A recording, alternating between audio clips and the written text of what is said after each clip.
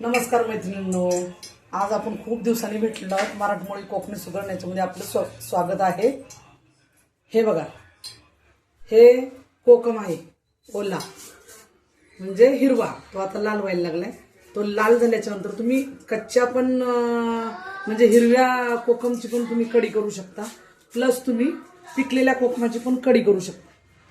त्याच्यासाठी बघा लागणारे साहित्य: गुळ, मिरची, लसूण, कढीपत्ता, जिरा, मोहरी, हळद आणि हे कोकम शिजवून कोकमाच्या बिया वगैरे असतात त्या आपण हे करायचं. शिजवल्याच्या नंतरनं पाण्यामध्ये उकळून घेतल्याच्या नंतरनं त्या बारीक आपल्या हाताने चुरगळून घ्यायच्या आणि त्याचं पाणी काढायचं आणि त्या बिया ज्या असतात त्या टाकून द्यायच्या.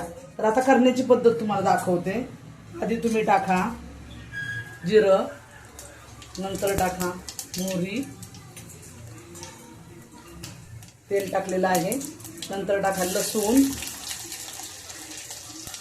टाकल्याच्या नंतर टाका कढीपत्ता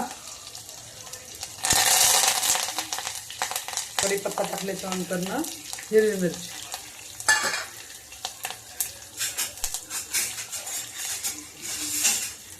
तुम्ही पण घरच्या घरी करू शकता, कारण हे उन्हाळ्यामध्ये खूप पौष्टिक असतं.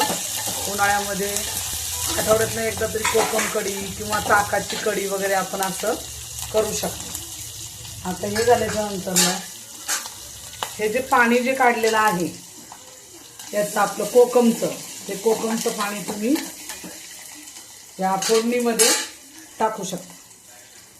हे बघा, आपली फोडणी तयार झालेली आहे. असं टाक. ही तुम्ही पातळ जरी केली तरी चालते, असं काही नाही की त्याला घट्टच व्हायला हवी. नंतर टाका थोडीशी हळद, नंतर टाका चवीनुसार मीठ आणि आता त्याच्यामध्ये टाका गुळ. आपण कसं ताकाच्या कढीला आपण जास्त उकळी काढत नाही, पण ह्याला 1-2 उकळ्या जरी काढल्या तरी चालतात आणि हे छान होतं. आंबट गोड ह्याची टेस्ट खूप छान आहे.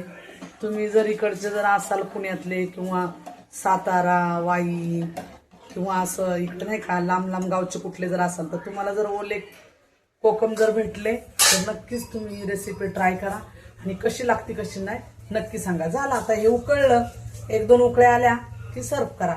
जेवायच्या वेळेस गरम गरम अशी घ्या. जेवणामध्ये खूप चव येते. आणि माझा व्हिडिओ जर तुम्हाला आवडला जर असेल नक्कीच शेअर करा, लाईक करा, कमेंट्समध्ये सांगा. चला तर ओके, तर घरच्या घरी लय भारी. ओके.